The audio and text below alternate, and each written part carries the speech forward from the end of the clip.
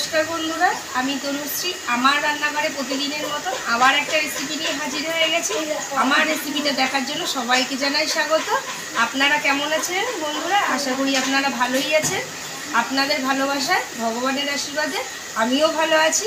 আজকের রেসিপিটা হচ্ছে পটল চিংড়ি আলু দিয়ে কষা। তার জন্য দেখুন আমার কি কি লাগবে। আলু আগে থেকে আমি ছোট ছোট করে কেটে রেখেছি, পটলটাকেও ছাড়িয়ে ছোট ছোট করে কেটেছি। একটা পটলকে 3 টুকরো করেছি। আর এখানে আছে চিংড়ি মাছ, আগে থেকে নুন হলুদ মাখিয়ে পরিষ্কার করে রেখে দিয়েছি। মশলার থালিতে আছে জিরে, আদা, ধনে, কাঁচা লঙ্কা বাটা, টমেটো পেস্ট, নুন, হলুদ। ফোড়ন দেওয়ার জন্য আছে গোটা সাদা জিরে, 2টো তেজপাতা, লং, এলাচ, দারচিনি। সাথে আছে, একটু ভুল হয়ে গেছে, এটার মধ্যে আছে শিলেই বাটা জিরে আর ধনে বাটা একসাথে করে। আর এখানে আছে আদা বাটা, কাঁচা লঙ্কা বাটা, আর সাথে আছে সরষের তেল। আগে থেকে গ্যাস অন করে কড়াই বসিয়ে দিয়েছি। খালি কড়াই গরম হয়ে গেছে। কড়াইতে দিয়ে দেবো সরষের তেল। তেলটা গরম হওয়ার জন্য একটু সময় নেব।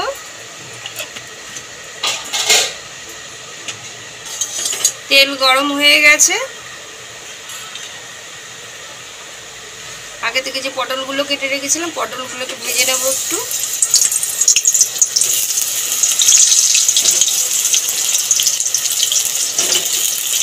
একটু নুন, কালার হওয়ার জন্য একটু হলুদ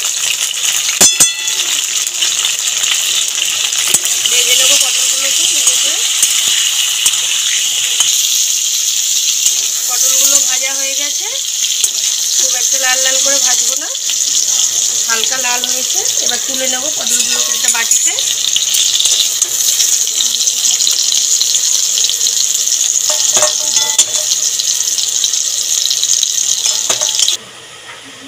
পটল ভাজা গরম তেলের মধ্যে দিয়ে দেবো আগে থেকে আলু কেটে রেখেছিলাম। আলুগুলোকে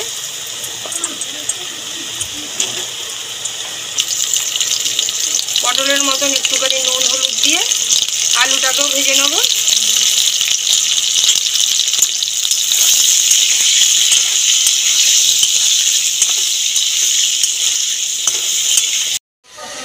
আলুগুলো ভাজা হয়ে গেছে লাল লাল করে। আলুগুলোকেও তুলে নেব।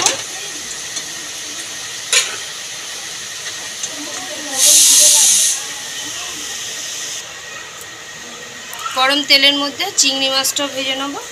আগে থেকে নুন হলুদ মাখিয়ে রেখেছিলাম।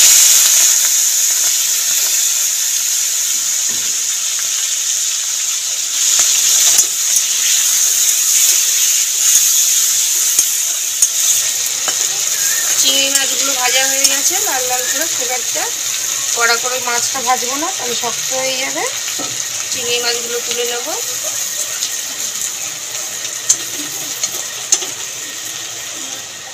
চিংড়ি মাছে গরম তেলের মধ্যে ফোড়ন দিয়ে দেবো লং, এলাচ, দারচিনি, সাথে গোটা জিরে।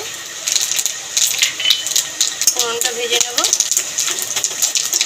তার সাথে দিয়ে দেবো 2টো তেজপাতা।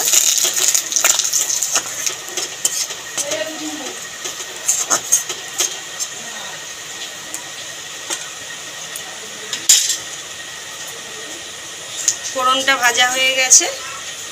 দিয়ে দেবো আগে থেকে টমেটো গ্রেট করে রেখেছিলাম, টমেটোটা। টমেটোর মধ্যে দিয়ে দেবো একটুখানি নুন, তাহলে ভাজার সময় টমেটোটা হাতে ছিটকাবে না।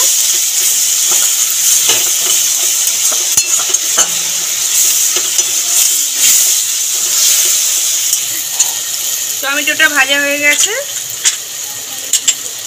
এর মধ্যে দিয়ে দেবো আদা আর কাঁচা লঙ্কা বাটাটাও।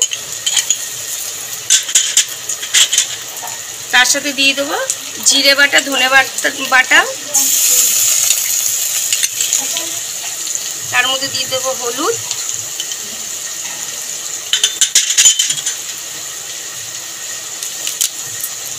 তার জন্য দিয়ে দেবো একটু কাশ্মীরি লঙ্কার গুঁড়ো।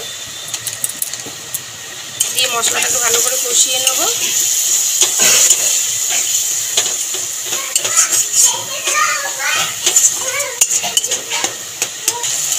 মশলা কষানো হয়েই এসছে, প্রায় তেল ছাড়তে শুরু করেছে। আমি এবার দিয়ে দেবো আগে থেকে যে ভেজে রেখেছিলাম বাটির মধ্যে পটল, চিংড়ি আর আলু সবই দিয়ে দেবো একসাথে। দিয়ে ভালো করে মশলা দিয়ে কষিয়ে নেব।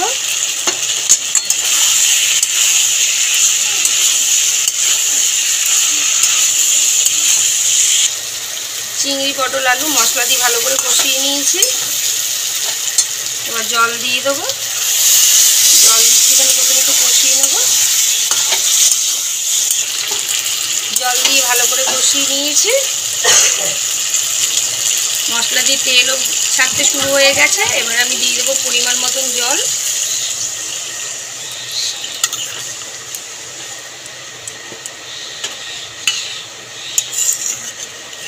পরিমাণ মতন নুন, জল দিয়ে দিয়েছি। এবার স্বাদ মতন একটু নুনও দিয়ে দেবো।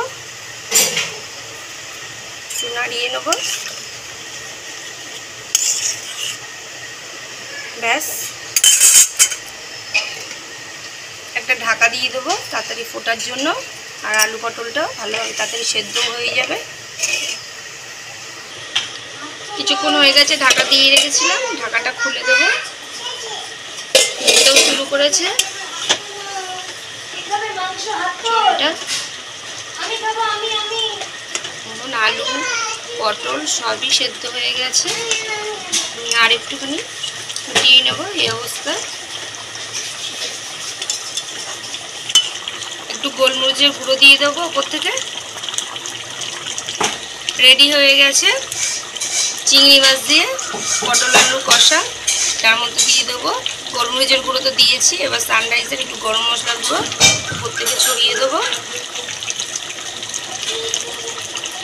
ব্যাস রেডি। আমি এবার নামিয়ে নেব।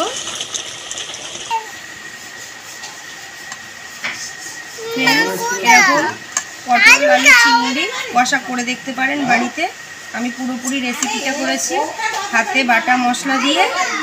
অনেকেই তো গুঁড়ো মশলা দিয়ে করেই থাকে, কিন্তু এরকম হাতে বেটে চিংড়ি মাছ দিয়ে পটল আলু চিংড়ি কষা করে দেখতে পারেন। আশা করি খুবই ভালো লাগবে।